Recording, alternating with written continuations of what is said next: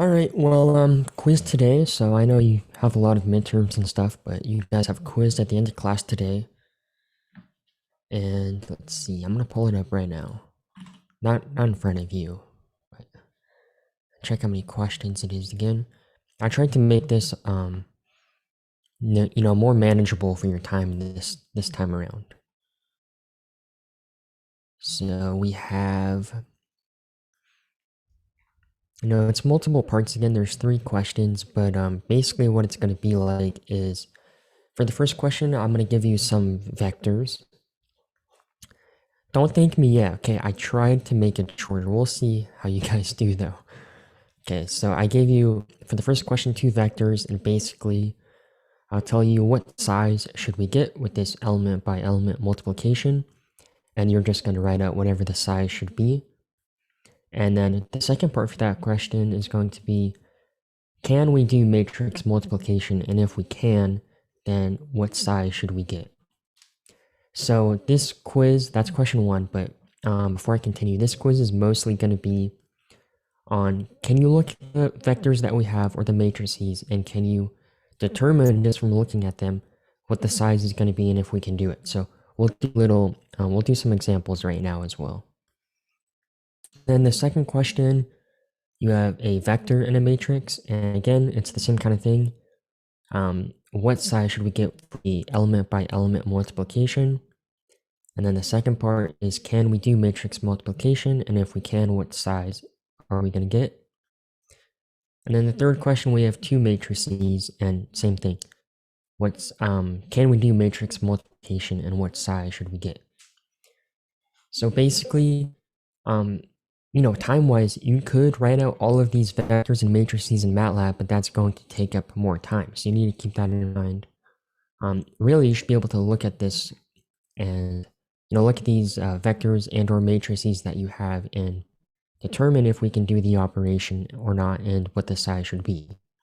So we'll do a few examples again before we continue with plotting today. All right, so hopefully it's good for time around. But give me feedback, of course.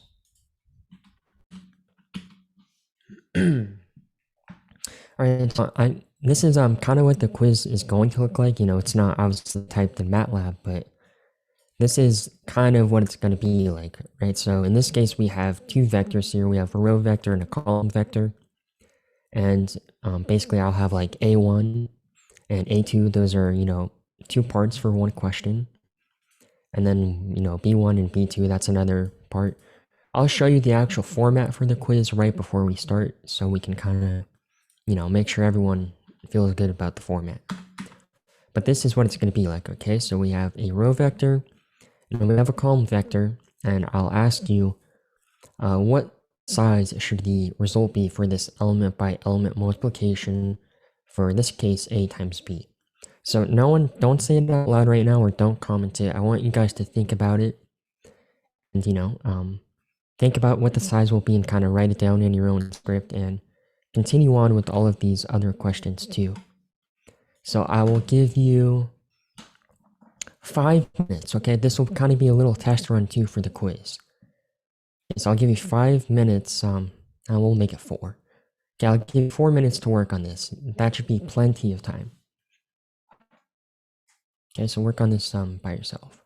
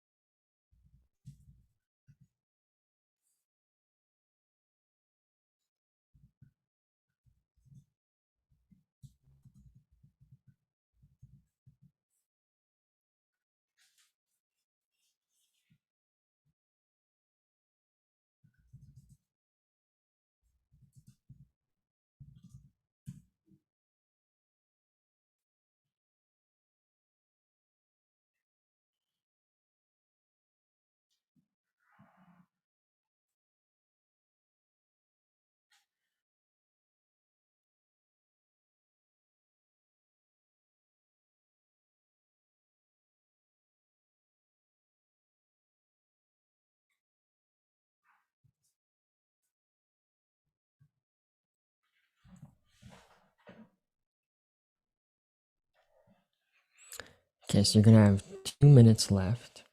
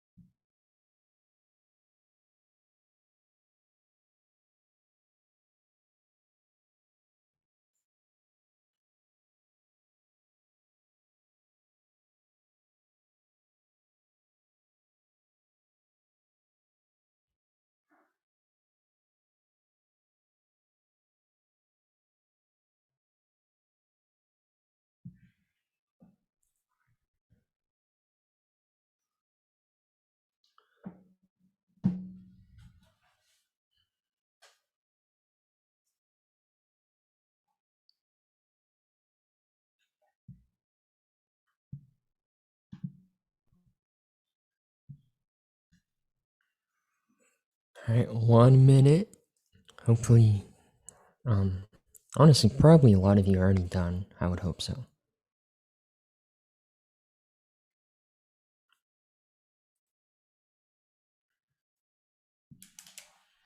All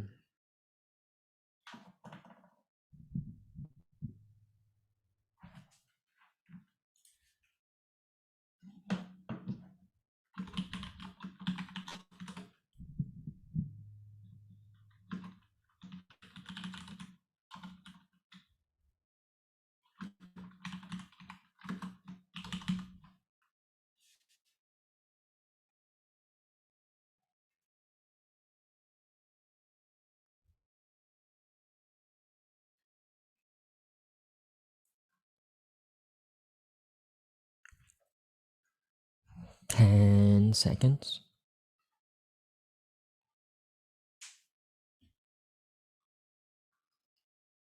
Okay, so before we go over the answers, did everyone finish with that? I did. Okay. Other people? You guys finish? Yes. Okay. Yes. All right. So that's basically you know, an example of one question. So that took well, I gave you 4 minutes, so if we had 2 more, you guys should be able to do the quiz with, you know, plenty of time. But let's go over this now. So I kind of gave you a little trick question for A2, but let's go over this, okay?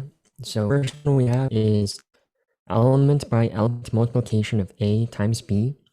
So we have a row vector and then we have a column vector, and basically you need to think about what the size is going to be. So we have this row vector has 3 columns, and we have a column vector that has 4 rows. So that already kind of gives you an indication of the size. And we're going to have basically a 4 by 3 result here. So let's do C equals A times B. Let's run this, and then I'll put C in the command window, and then we have 4 rows, and we have 3 columns. So you can kind of see that already here, right? We have 3 columns from A, so our result has 3 columns, and our column vector has 4 rows, and for our result, we have 4 rows. Okay, so trick question, I didn't actually really intend to do this, I just kind of made this really quick before class and even go through it. So I asked you what the size would be for the element by element multiplication of A transpose times B. But we can't do this in the end because of the dimensions. So let's do D equals A transpose times B. And if I try to run that, it says the matrix dimensions must agree. So we have an issue here because we have essentially 2 column vectors, and our dimensions aren't the same. So let's see if I can kind of show this a bit better. Let's do 0, 4, 1, 2, 3, 3, and we have 5. Okay, so we're trying to do this kind of multiplication. So think of this as 1 column vector here, and this is another column vector. So this is what we're trying to do element by element. There's no 4th element in this A vector that's transposed. So because that just doesn't exist, we can't do this element by element multiplication. So for the I think quiz, then add 0. yeah, we could add 0 and then it would work. But if I gave you this question and I kind of restricted you where you couldn't modify the vectors, then you would say that we couldn't do this multiplication. Wait, so then why did MATLAB add the zeros for the other example, the one before? And this one, Yeah. it didn't add any zeros here. No, for the 4x3, it filled in zeros where there weren't any, right?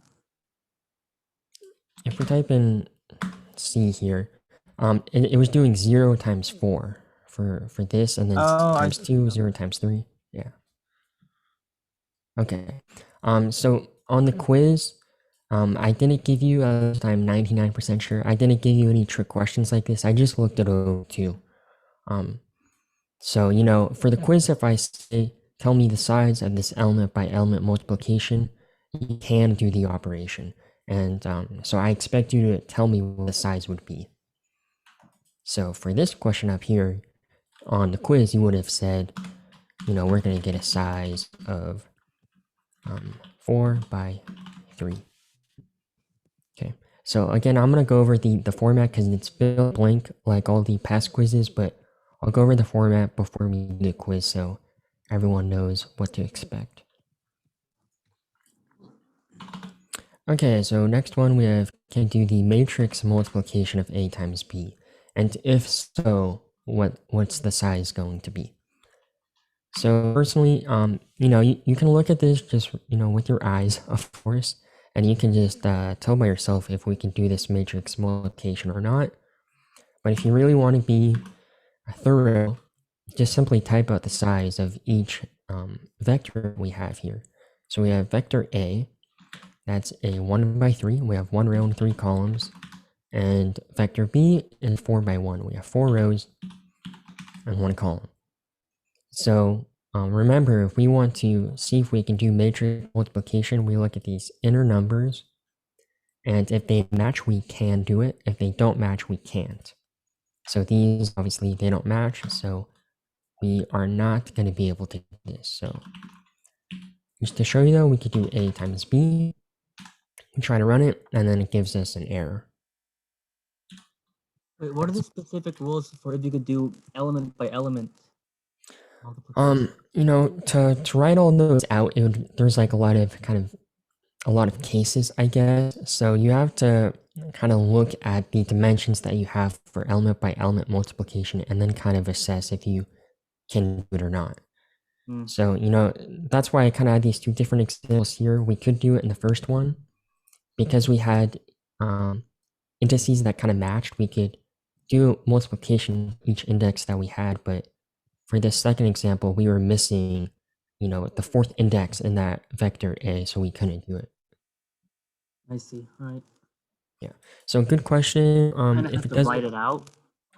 Yeah, I would personally, element by element multiplication, I would write it out. But what if the matrices get too big? They're small for the case. Oh. Yeah. Thank you. Okay, so question: if it doesn't work, would we still put the dimensions as if it did work? So no. I'll go over this again before we do the quiz, but if you can't do the matrix multiplication, I have an instruction on the quiz to say just A. So, it's still in the blank, so the will be like size equals, and then you fill in the blank in between the parentheses. And if you can't do that matrix multiplication, you'll just put NA. But again, I'll go over it before we do the quiz.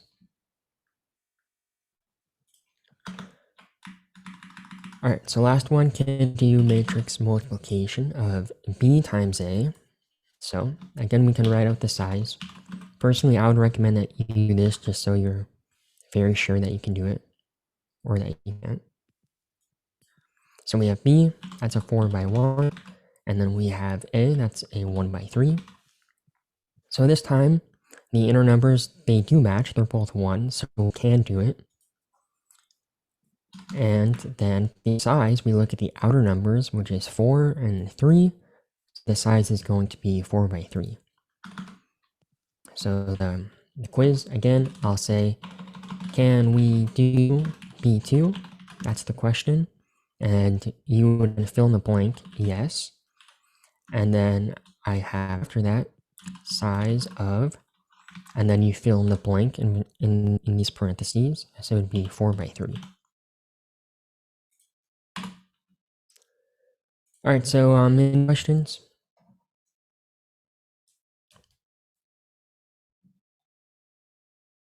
No. Okay, cool. So that's kind of how the quiz is going to be, and I'll be a broken record and say one more time. Before the quiz, I'll go over the format before it starts. And so basically, 5 minutes before 3:30, yell at me if I forget. All right, so last time we left off on this exercise, and I had all of you go through it, and I wanted you to make an X label, a Y label, a title, and a legend without borders. So we're gonna go over this example again right now to kind of refresh yourself on plotting.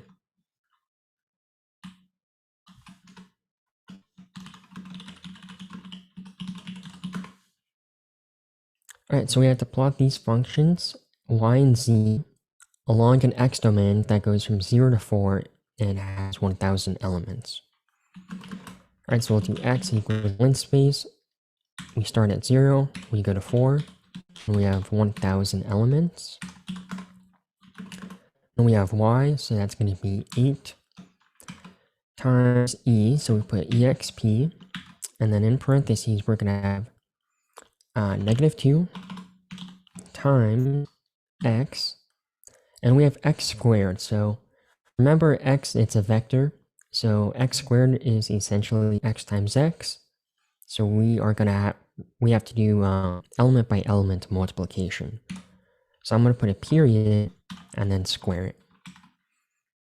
Okay, so this is 8e to the -2x squared. And then we have times 4 times a sine of 3x. Alright, so last time I did it like this. I did times 4 times sine of 3 times x. And this is okay, but it looks a little weird, to be honest. So basically we have this function over here. So we have a vector, essentially. And then over here we have a vector. So we have a vector multiplied by vector. We need to do element by element multiplication. And so that's why we have the little dot here. So you might be wondering, why don't I have the dot right here and like this? It's not going to work like this right now. And that's because MATLAB isn't treating this as one term. It's treating all of this as one term, and then all of this as one term. So it's a little weird. So what I'll instead do is wrap this in parentheses, and now we can do it. So now MATLAB treating all of this as one term, basically one vector, and then all of this as one term or one vector. Alright, so that's why, it's good to use parentheses sometimes to be explicit with your terms. Alright, then we have 10 times x squared, or x to the -0.2, so we have 10 times x, and then we go to the -0.2. Alright, so let me run this. Okay, yep, I forgot my element by element operation down here for when we're raising something to a power. So don't forget the period there. And then now we're going to plot this. So we want to plot these two curves on one graph. Alright, so we'll do plot x comma y. So x, that's our independent variable, so we put that first. Y is a dependent variable, so we put it second. I'll say hold on, because I want to have my other curve now, and then I'll do plot x comma z, and then hold off. We're done with the curves. Alright, and then I'll run this right now. Let me see, figure, visible, and then on. Alright, now let's run it. There we go. Alright, so there are our two curves. And now we also want to add an X label, a Y label, and a title, and a legend. So I'm going to do this quick. But to do this, we do X label, and then in apostrophes or in single quotes, we put whatever our label is.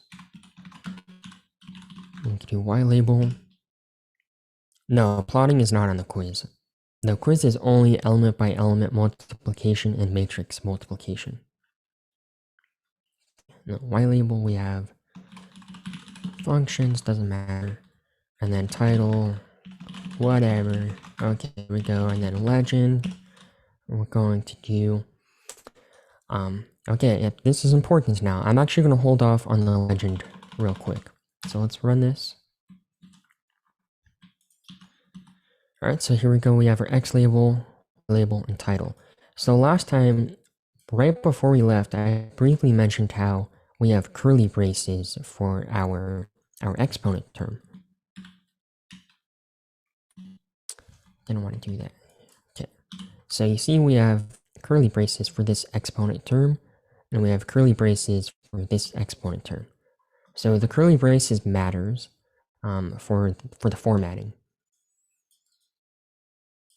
All right, so to show you this, let's first type what I have on the slide. So I'm going to do legend 8e to the negative 2x squared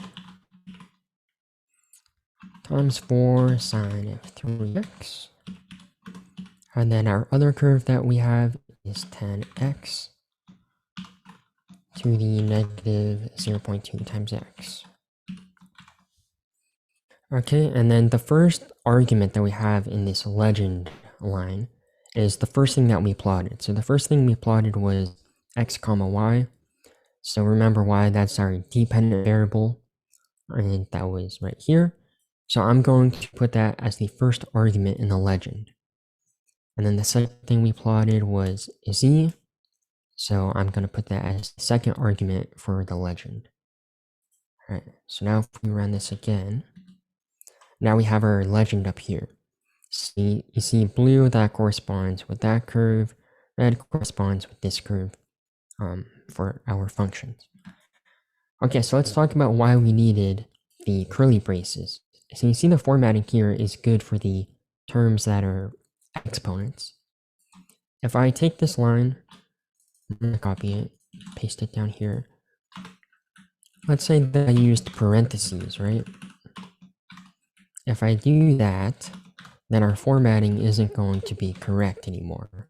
So again, you see right now it's okay, but if I run this again, now the formatting is all messed up. You see that basically I have my left parentheses as a superscript, but everything after that, it goes back down to, I guess, normal script. So we run into this issue. So basically, if you want to have terms in a superscript or a subscript for your legend, you need to make sure to use curly braces. So you just want to keep that in mind. And hint, this will be on your quiz later on, not this quiz, but when we have a quiz on plotting, I'll probably throw this in there. All right, any questions on this?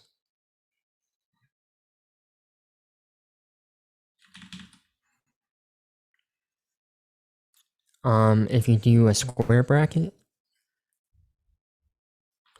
I don't think a square bracket will work, but maybe. Let's check.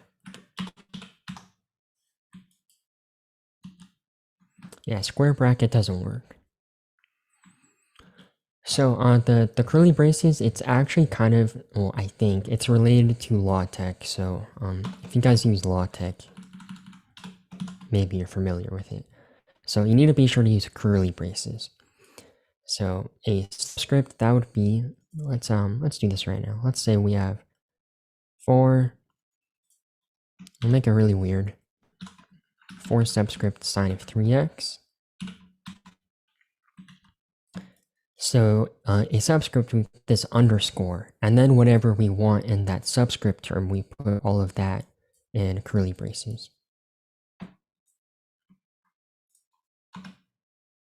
All right. I have a quick question, Professor. Sorry to interrupt, but I was looking at the homework, just now again, and I think on like part 4G, there was a mistake, but I'm not sure. I just want to make sure like if I'm like looking at it right, but we can look at it after class, so you don't have to like bring it up right now, unless you want to. No, we'll look at it because it's related to the quiz. So 4B, right? For 4G, Oh, it says 4G. the size should be 3 by 3, but I'm not sure. Okay, so for element by element multiplication, yeah, it should be 3 by 3. Did I say something different? Or not 3 by 3, it should be It 2 should be by 3. Yeah, it should be 2 by 3, but on it says 3 by 3. So, Oh, okay. Yeah, it should be 2 by 3. okay, I was just making sure. Thank Okay, you. yeah. Mm-hmm.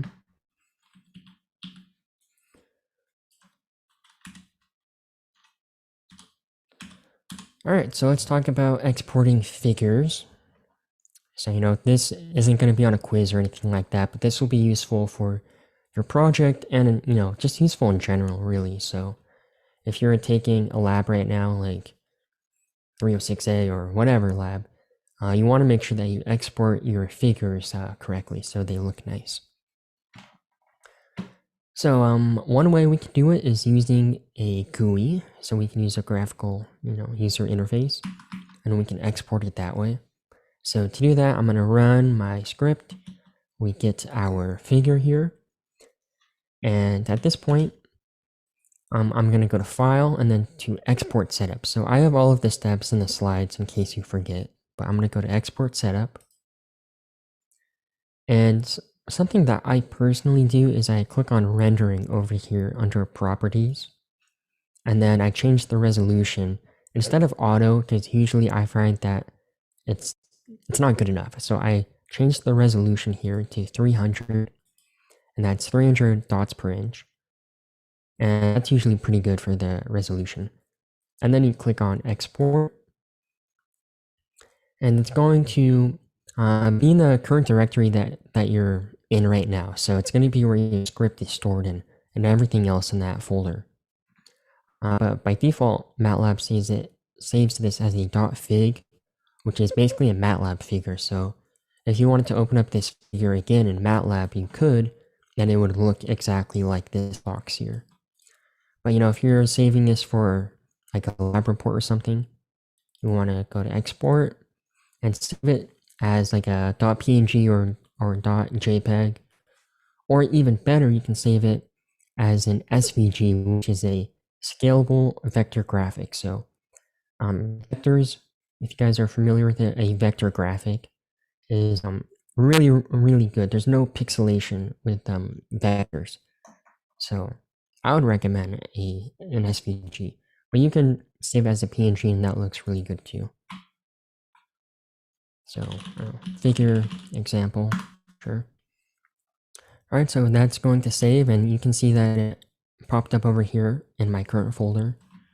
And if I open this up, I think I can open it here. No, not really. Okay, so if I open this up, lecture, yeah, here I am. All right. Oops. All right, so here is what the figure looks like when I open it up. So it looks pretty good. So just make sure that when you save a figure in MATLAB that you go through this route where you go to File and Export Setup. A lot of people take screenshots of the actual figures. So they'll be in here and like use the snipping tool or something, which I guess, is technically okay, but it really doesn't look professional, to be honest. Maybe I sound, insane, but just go through those extra steps to go to Export Setup and save it that way. All right, that's one way. There's also another way. We can save our figure with code. So this is going to be really beneficial later on once we get to our project. So as you're working on your project, over several days or even weeks, you're going to be going back to your script. You're going to be updating it, and for the project, I don't have the exact details yet, but for the project, you're going to be making a lot of figures, and it'll be really tedious to save the figure again and again manually. So if you can just automate this process with code, it's really going to help you out to save a lot of time. So to do this, we have this general syntax down here. So the first thing we do is AX equals GCA. You can make this, instead of AX, you can make it any variable you want, of course, but this is kind of by convention. So AX stands for axis in this case. And GCA is basically a command in MATLAB. So that stands for get current axis. And that will get all the properties that are associated with the axes for our current figure. So let's run this right now, and I can type in AX in the command window, and it's going to refer to, in this case it says handle to deleted axes. If I double click on it in the workspace, you can see all of these properties that I have for our current figure. So there's a ton of stuff in here. And we're going to use this to allow us to get all of these kind of axes properties so we can save our figure with code. Okay, so we have that, and then on the next line, we're going to use the function called export graphics. And the first thing that we have, our first argument is going to be, you see it says obj for object. I've never actually bothered to really look at what MATLAB defines as an object. Okay, graphics object. Okay, so anyways, we're going to put AX in. Again, this is going to get all of the properties for our current figure. So that has to be the first argument that you have. And the second argument in single quote is going to be whatever the title is for our figure. So I'll just say, what up? And then I'm going to put .png. So you have to put the file extension that you want. So make sure you do .png or .jpeg or .svg. And the third argument is optional, but I of course recommend it for the resolution. So we type in resolution, and then I'll say 300. And again, that's going to be 300 dots per inch. Now, if I run this code, I can even go up here and I can change this to visible and off. And remember, even when I do that, MATLAB will still generate my figure in the code, but it's not going to have it go up. So let me comment this out. So if I run this, it actually is generating the figure. It's just not showing it on our screen. But if I want to export this figure now with code, I want to export it as whatup.png. So keep an eye on the left-hand side here. It's going to show up. So I'll run the code now. And you see it momentarily showed up because it was actually saving the figure then. And you see it shows up here on the left. And we can go in here just to, show you that it looks the same. Oops, I went to the wrong class. Okay, and we'll go here, and here is whatup.png. Alright, so there's the figure, and it looks the same. Alright, so I would really, really recommend that for once we get to the project. Even in general, I think it's just more convenient. Any questions on this stuff so far?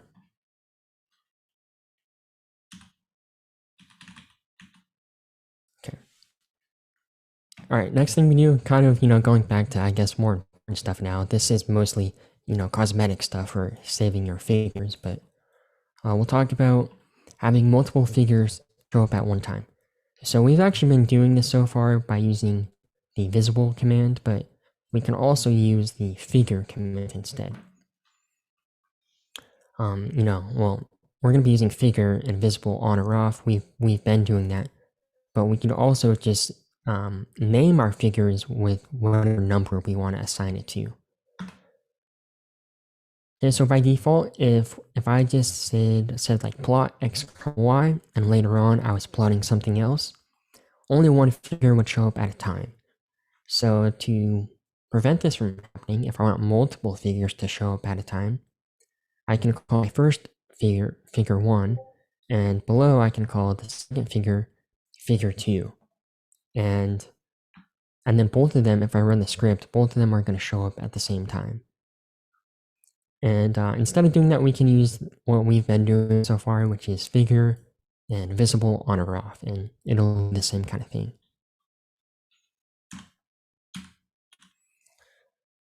Okay, so plotting commands. So we're gonna talk about a few of these. I'll probably actually add some for next class because there's a few more that I want to go over. But the first one will be the grid command, which, as you would expect, is going to make a grid on our plot.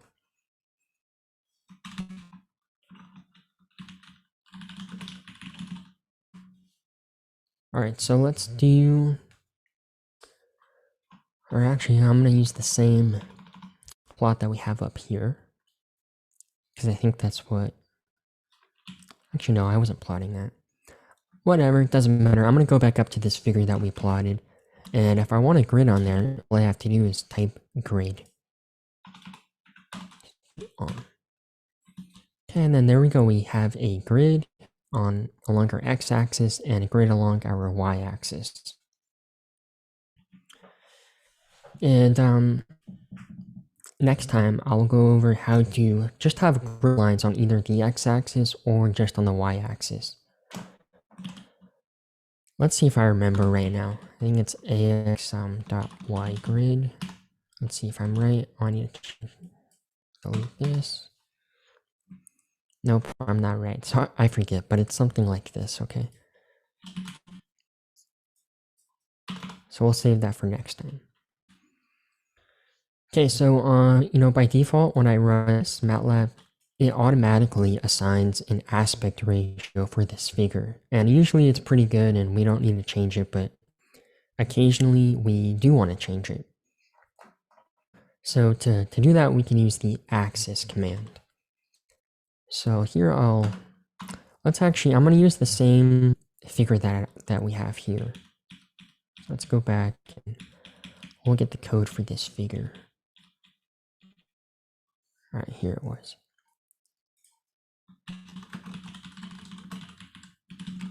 So we have x equals linspace. We're going to go from 0 to 10. I forgot to fix that typo in my slides. We'll have 1,000 points, and we'll just call this y1, and we'll do 5 times cosine of x. And we have y2 equals 5 times sine of x. And we'll plot it. Okay, so let's run this right now, and this is our plot here.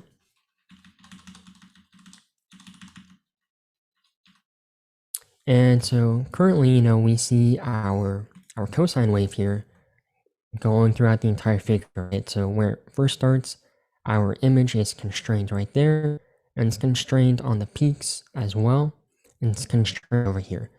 But maybe I kind of want to like zoom out. You can kind of think of it that way for my figure, and I want to not have our axis limits constrained like this. So it'll make more sense once we actually do this. So let's type in axis, and then in between our parentheses, we're going to have square brackets. And in those square brackets, we're going to have our axis limits. So the first ones that we have are the x limits. So let's say that I want to start at -1 and I want to go to 11. Okay, so it'll start at -1 over here, and then it's going to end at 11. And then we're going to type in our y limits that we have. So let's do -6 to 6. Move this over here. Okay, so over here on the left is what we first had, and then on the right is when we used our axis command. So you can kind of see that we, zoomed out, for lack of a better word here. We changed the axis limits that we had on this graph. So you don't want to do this too often. Sometimes it does come up where you want to actually change the constraints for the axis limits. There's other commands too. So we could do, instead of axis, we could use something like xlim. And that's just going to have us specify the x limit that we want. So maybe we want to keep the default settings for the y limits, but we want to change the values for x limits. So we could do like -1 to 15, something dumb. We need our square brackets again. And there we go. So we have -1 to 15. This looks ridiculous, but you know, you get the idea. So sometimes we'd want to do that. We do use EGME sometimes, depending on your application, usually to shrink the range. So maybe I want to look at from 0 to 4. So now if I run this, now we're just looking at a specific part of our graph.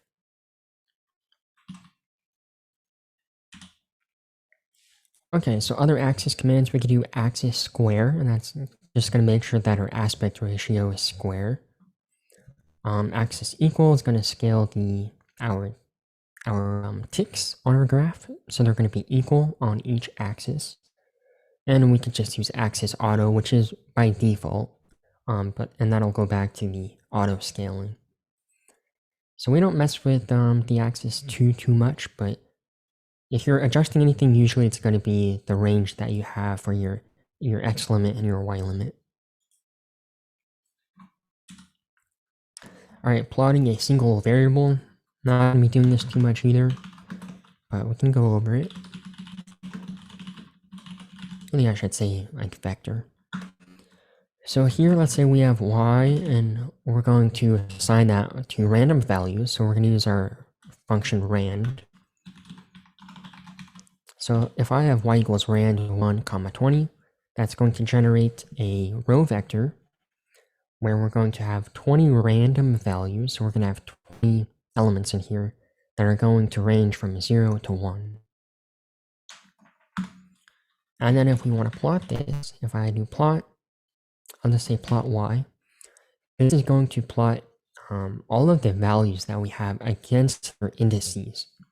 So let's plot this, and then we'll go over it so it makes a bit more sense. I'm also going to use circle line markers, and I'll connect them with a line. Okay, so remember, rand generates random numbers from 0 to 1, and we had 20 of them. So you see here, this is like the first value in our vector, which had a value around 0.65, and it plotted that against our index. So this is the first index, and this is the value. Our second index had a value around 0, our third had a value around 0.84, and then so on.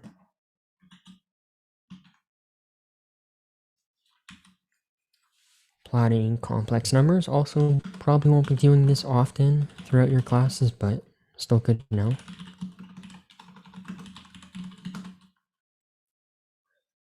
Alright, so, I guess I said b, but in this case we have z, which is a complex number of 0.1 plus 0.9i.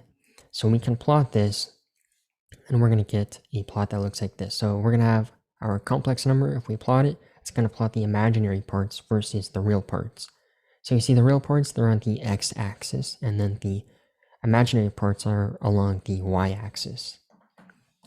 So if we have our x range of 0 to 10, which we often do, I mean, just out of habit, I guess. And then we have our complex number of 0.1 plus 0.9 times I.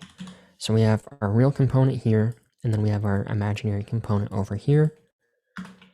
If I plot this, if I plot z to the x in this case, if I plot this, we're going to get a nice, pretty circle spiral.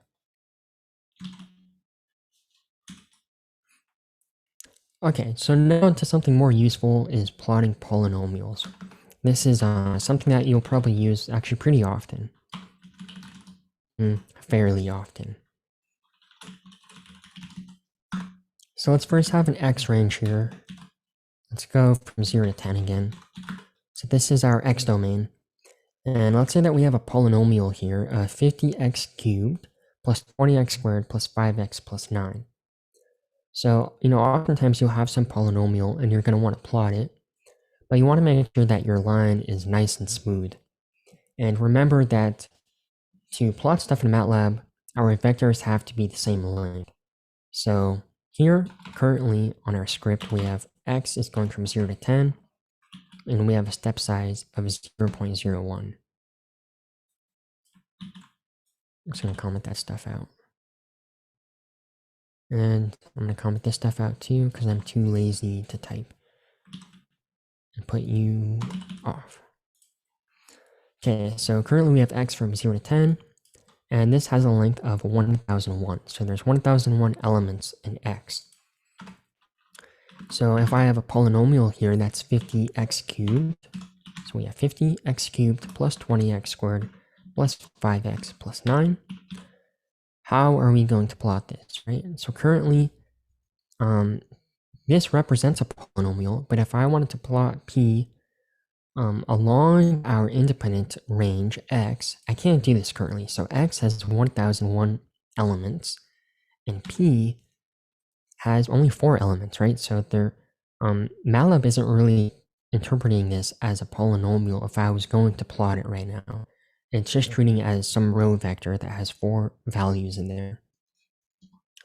So to evaluate this polynomial along that x range, we're going to use the polyval function. And then MATLAB is going to interpret this row vector p as a polynomial. Okay, I have a quick question. Would you be able to go over some of the examples before the quiz starts? Maybe I might do one, but that's why I did that in the beginning of class. Okay. Would you be able to go over like one of the homework questions, just one of them, 4A? Okay, sure.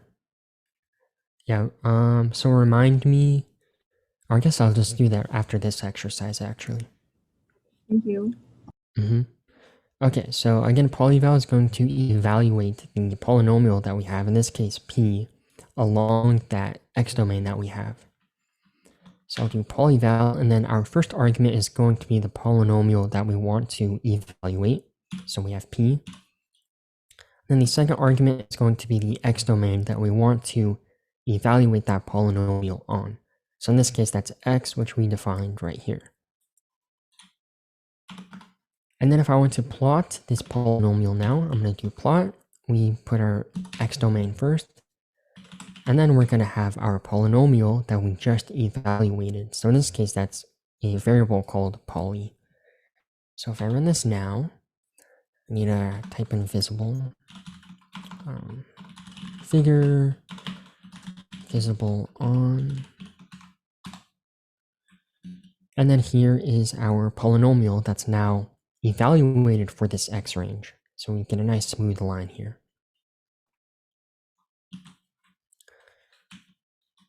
Okay. So let's go to the homework now. You said 4A, right? Okay. I think that was a yes. I didn't really hear you. But... That was a yes, sorry. Okay, that's fine.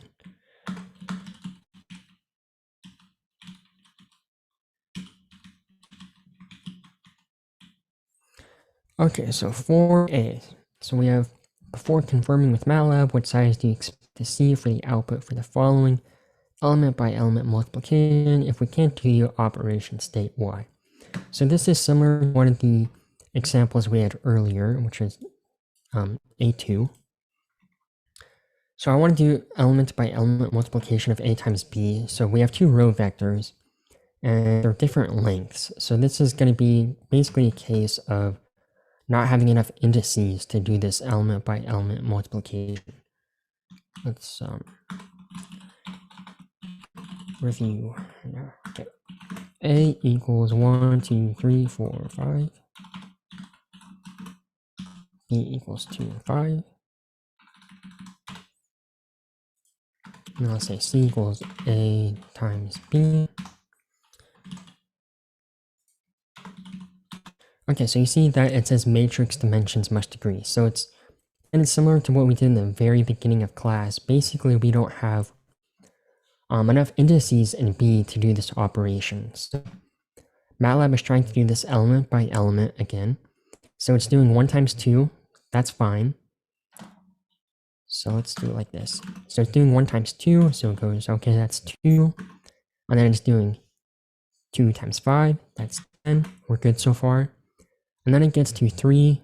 3 times what, right? There's not a third element in vector B, so MATLAB can't do it. So that's why we get that error. So does that make sense? If we have two row vectors or two column vectors, and we want to multiply them element by element, they have to be the same size. Same with the matrix too. Okay, so if these were two matrices, they have to be the same size, which is like 4G. I think someone brought that up earlier, right? The size for this is going to be a 2 by 3 in the end. And it has to be, you know, the same amount of indices for each matrix. All right, let's, I guess I could just go through a few more here. Why not? See if there's any good ones. 2C, we have V times U. So we have a 2 by 1 multiplied by 1 by 3. So this is kind of when we do it kind of row by row, if you want to think of it that way. Let's suppress some of this stuff. So we have U equals 3, 5, 10, 3, 5, 10, and V equals 220. Let's say, I don't know, D equals, what did I say, V times Z, right? Element by element.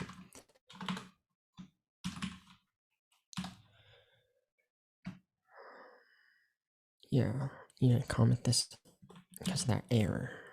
All right. Okay, so this is another case, huh? So we have V times U, so V is, oh, I didn't put this. I had two row vectors still, that's why. Okay, so there we go. I made V a column vector, so we have, that's a size of 2 by 1, and then U is a row vector with a size of 1 by 3. So this is kind of going, again, kind of row by row. So we have 3 times 2 is 6, then we do 5 times 2 is 10, and then 10 times 2 is 20. That's our first row. Maybe you want to look at it over here. It could be kind of easier to think of it that way. So 2 times 3, 2 times 5, 2 times 10. Then we go to the second row, 20 times 3, 20 times 5, 20 times 10. Okay, so before we start the quiz, I'm going to show you the format now. So I'm going to show you the actual quiz. That's okay though, we're about to start it. So you get a little sneak peek. I'm going to go for the format. Oh crap, oh no. I'm showing you the answers. Hopefully none of you saw them. I always forget that. Okay, I can go. Yeah, I need to stop sharing my screen really quick.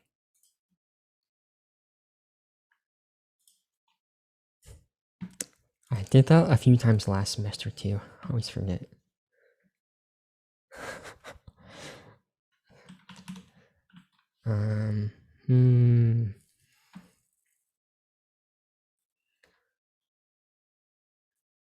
Okay, give me a second.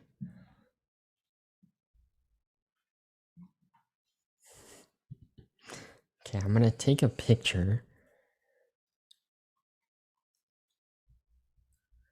Hold on.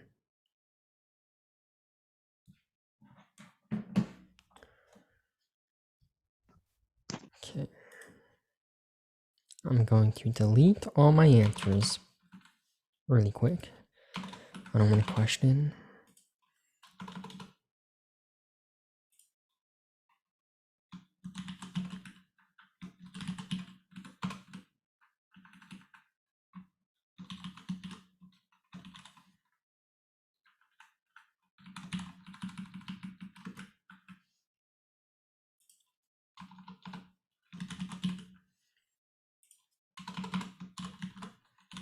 I should have chose a different question. I chose the longest one to do this on.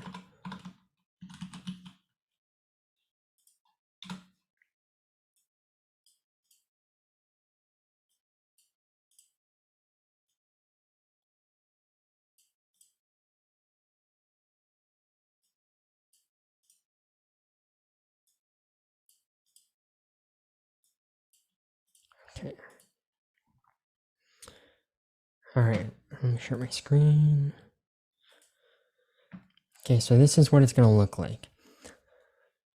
You're going to have the question, and I can change this formatting here. I know it looks like shit, but Canvas won't let me go on like a new line. So Sorry about that, but it's kind of how it is. So we have this question, we have two vectors here. And so we have question A1 and we have question A2, question B1 and question B2. So I'll ask you, or for this element by element multiplication, what's the size going to be? So for question A1, you're going to put the size in here. So remember the size is m by n. So however many rows by however many columns. And then you're going to do that for A2 as well. And then for matrix multiplication, I ask you both, can we do the following? So can we do question B1? You're going to say yes or no. And if you can do it, you're going to put the size. If you can't do it, you're just going to say NA. So if we can't do, let's say B1, you would put in here NA. And then same kind of thing for B2. Can we do it? Yes or no? If you can do it, put the size in here. If you can't, size equals NA. Okay, so that's how the entire quiz is. It's just like this. And again, I can't change the formatting for having different lines on Canvas for this stuff, so I might look a little awkward, but we gotta make do with that. Is that a question on the quiz or an example? That is a question on the quiz. It's the first question. Okay, so I'm gonna stop sharing my screen, well, I guess having my video on, and I'm going to mute my mic, so get the quiz pulled up, get ready to do it, and good luck. You can also leave if you want right now, and once you're done with the quiz, you can leave right away, that's okay. But I'm gonna stay on the call.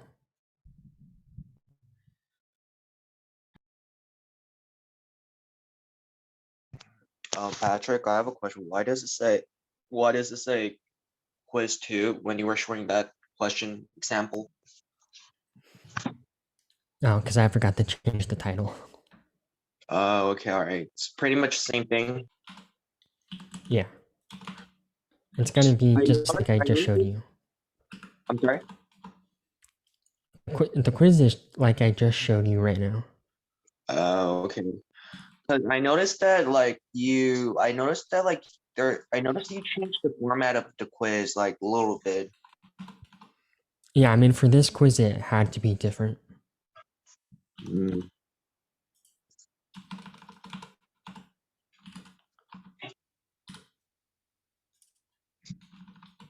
Okay, I'm gonna mute my mic now.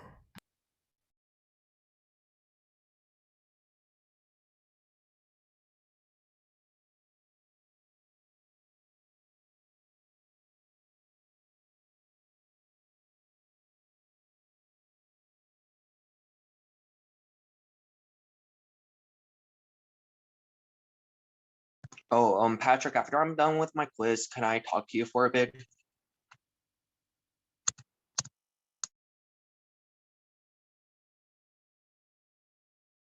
Yeah, I can.